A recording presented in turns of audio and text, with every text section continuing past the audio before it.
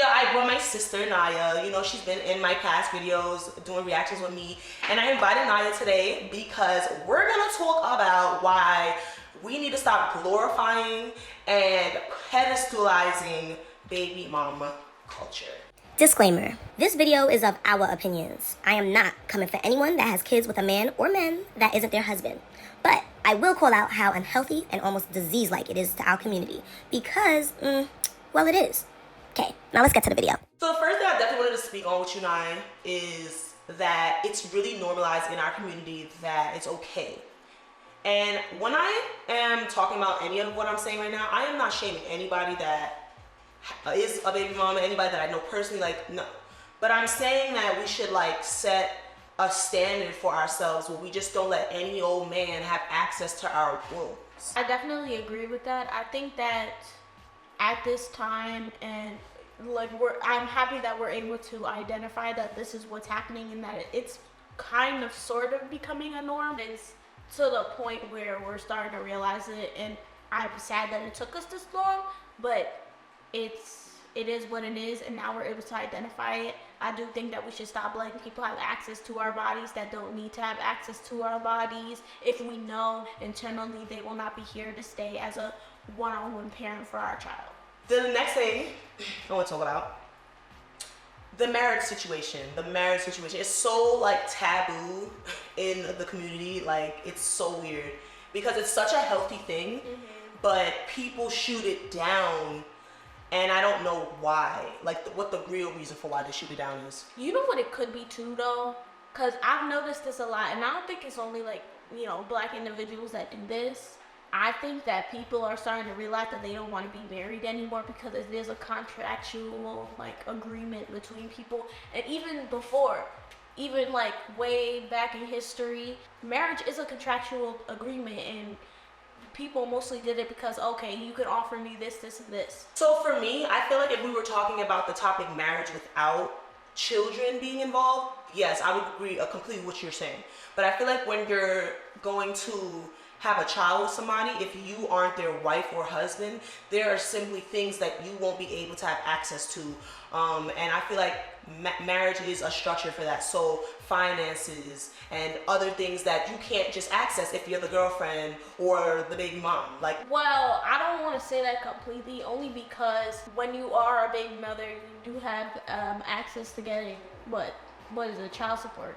So you are getting access to somebody's finances.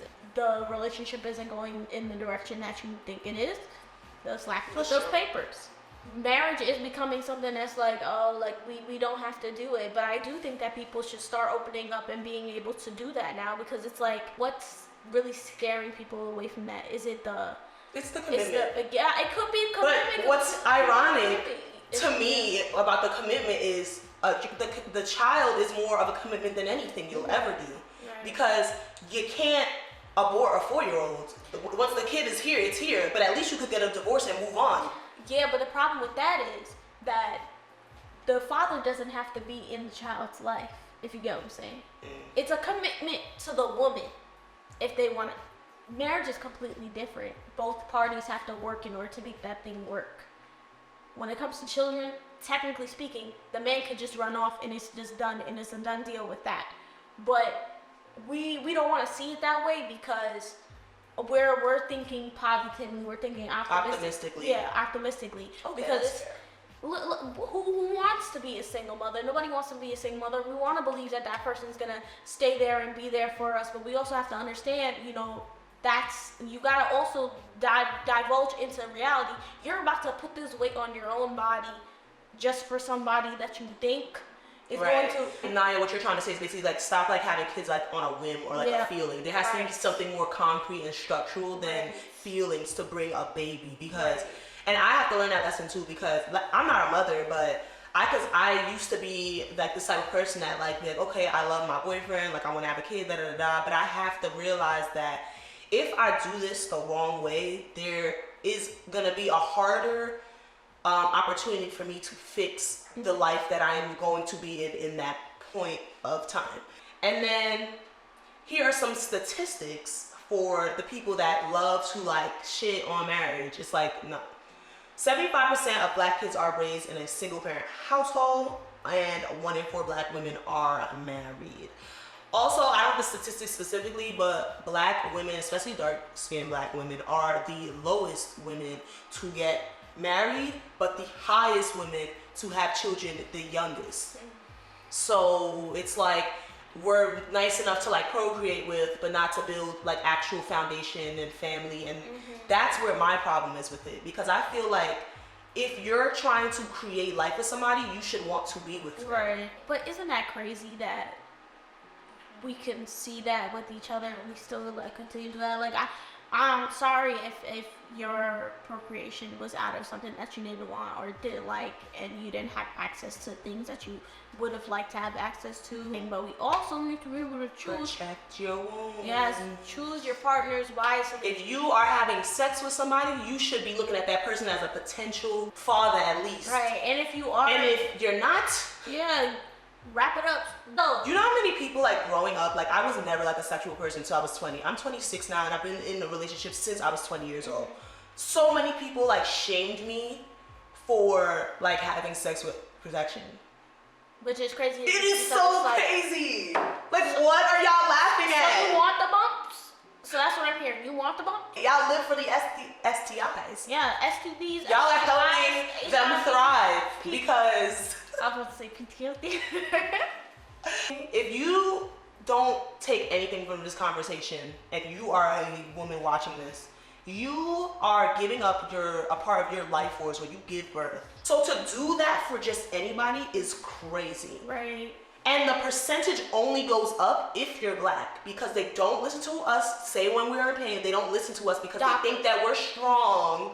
And it's like, bro, that's not the case. We're still people. Yep. And I feel like a lot of black women need to start understanding and breaking down that trope of us being superheroes, or you know, the strong black woman trope that needs to die immediately. I feel like becoming someone's baby mama, I just feel like that's just like the quickest way to being poor. At least listen, y'all, I'm speaking from America. It is expensive. Naya will be the first one to tell you. $37,000 is how much it costs to have a child in New York, at least. In New York, $37,000. If you want to touch the baby, that's an additional like $200. Like you're paying for what's coming out of you. And yes, you can have plans and whatnot and put it under medical this, and you're still gonna have to pay for this child one way or another. Those debt collectors are gonna come for that money. But I think another thing that's a problem is that a gateway into welfare and those type of programs. Yeah, the government programming. They get you a house. Once you have, if you're a black woman, black single mother, you're more likely to be able to get government assistance, get government money. So once somebody hears that, that will also be something that's like, oh yeah, I definitely want to do that if I'm getting free money from the government, when that shouldn't be your absolute goal with that. If you want to be able to do that and have a better life for your family or yourself, or be able to do something for yourself, at least, you know, side hustle it. I found that black women are the most ambitious people on the planet. Like that, we're ambitious, we're smarter than everyone, and we just don't use our abilities that we have to be able to push out better things. Even if you don't agree with all the things that we've already said, most of the examples that I see in our community, we're having kids with bumps. People that don't have anything. It'd be one thing if you was having a kid with a trust fund baby. All right, fine, you're not married, but he gonna send you $3,000 every month. Right. Shoot, I would understand why you just had the kid just to have it. Like that is the 1% of what happens. They're being left alone. That they're traumatized. Then they hate men, and then they raising their daughter. They hate men, and then it's just this cycle of anger because people is having children in really toxic situations, and it's sad. Well, what was the purpose of having a child if you know that you're not financially stable, you know that you're living in a abusive household, or you yourself are not mentally prepared, you're not mentally ready? Is giving, I'm just gonna have kids for the hell of it. I know that's not the intention, but that's what it's gonna look like, because it's like, oh, I'm just gonna have these children, and yes, I have these children, and I love my child, but I also have A, B, and C that I have to deal with. Listen, you can, okay, I'm not gonna, crap on everybody that's not financially stable at the moment. But if you know that you're working towards something, that's better than sitting on your butt and not doing anything. That's better than that. Because I'm already for if you're not financially stable, and I mean you don't have $47,000 in your bank account, joint accounts, if that's not in your bank account, what are you doing? You're just setting yourself back. And if that's not enough for you to not do any of this, think about your child. Why would you want to bring your kid into poverty instead of riches? Like, why? So they can hate you and be angry like how you was angry at your mother? And that's why I kind of feel like right now, especially in 2023, with everything that's going on, we have so many illnesses that are now coming out and whatnot. I feel like just a little bit. Like, yes, babies are amazing blessings, but I feel like it's a disservice and kind of selfish to have children in this type of climate at this moment, especially with the way that the economy is working, how people aren't having houses. Everybody's moving to New York right now. I don't know if you noticed this, but everybody's moving to New York right now, and we're just overpopulated in some areas, and we're not spreading out. Stop moving to New York. No, for real.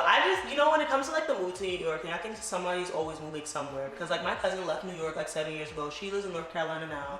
And she tells me constantly, people are moving to North Carolina. It's kind of turning into New York. But they've been saying that for years. People move all over the place. Stop moving to our city, but really stop moving to our city if you're not down for this.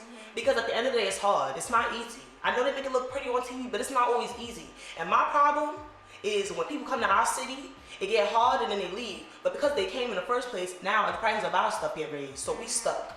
That's what I don't like. But so look, through everything that me and my sister here has been discussing all day, I feel like the lesson and the most important thing to take from this is that we have so many women that we see when we look to the left and we see that we look to the right. Our moms, our aunts, our grandmas, and some of us take pride in it, but it's really nothing to be proud of, in the sense of we shouldn't have had to be products of that environment. We should have came from the two-family structures, the strong homes, the financial literacy, my father's in my life. Like, to always take on this strength role because men want to bail, we have to stop allowing that.